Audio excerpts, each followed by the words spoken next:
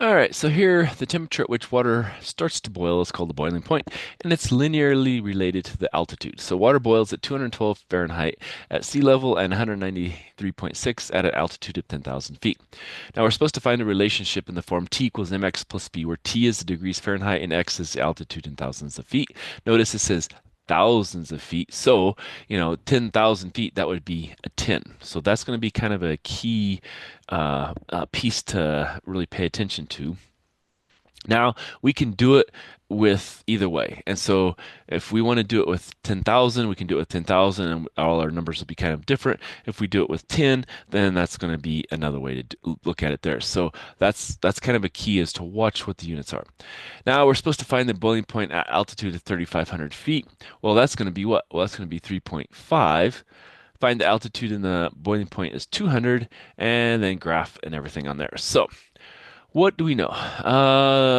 We know at sea level, where is that at? Yeah, sea level, it's going to be 212. So 0 is 212.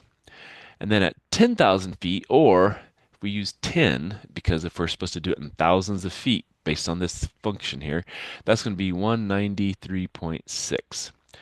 All right, so now let's go back and put that into our calculator. All right, so let's clear all that. And then let's go to stat, edit, and let's clear all those because they're big.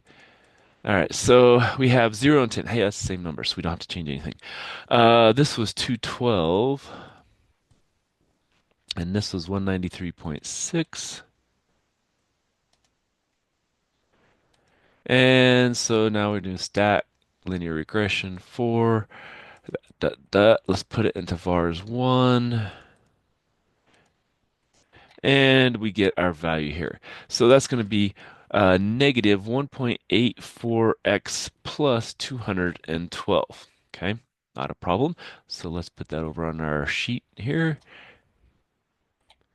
Maybe. There we go.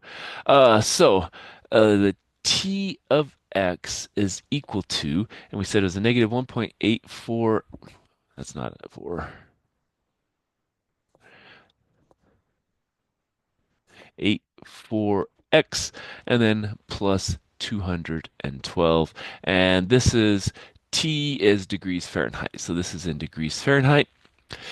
And so that's our function for part A. Now for part B, find the boiling point out at an altitude of 3,500 feet. So X is going to be 3.5. So what we can do is come back over here and say, okay, graph. We're not going to see it because it's off the graph, but shift trace, and we want a value, and we want 3.5. Well, that's going to give us 205.56. So that gives us 205.56 degrees Fahrenheit. Now, probably they would just round it to one decimal, I would assume. So we'd say approximately 205.6 degrees Fahrenheit. They usually are better at telling us what to do here.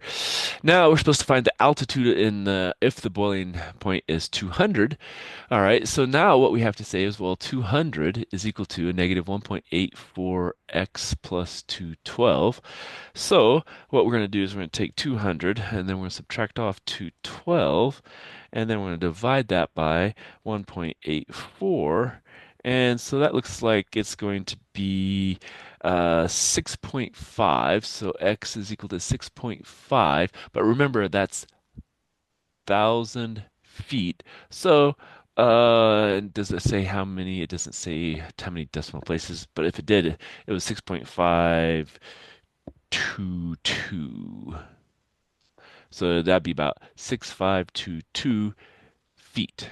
So we just move the decimal, multiply by 1,000, and so it's 6.522 thousand feet or 6,522 feet.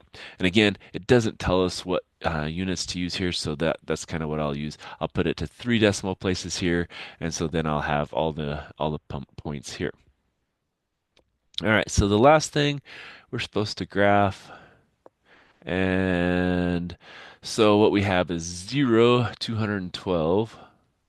So that'd be about there. And then, and so this is degrees Fahrenheit. This is feet. feet, and we could do either one. We could do thousands of feet or we can do feet. It doesn't matter. Let's just do feet here. So that's going to be our first one was 3,500 feet. And then we'll have a 6,522 feet, so it's a little less than twice. And then we'll have a 10,000, so I don't know who's counting here. So at 3,500 feet, we're supposed to be at 205, so not too much down. 65, that's going to be at 200, so about there. Again, this is all relative because you have to get the right units. And at 10,000 feet, it's going to be 190 something. And so that should be about right there. And so drawing our line should look something like that. Okay. And again, the key important things are this. Can you draw a graph? Yeah, that's important, but it doesn't have to be exact because I can't draw obviously very exact here. And so these are the calculations. That's the most important part. Drawing the graph, just a good estimate is going to be fine for this. All right, so let's stop there and we'll come back for some more.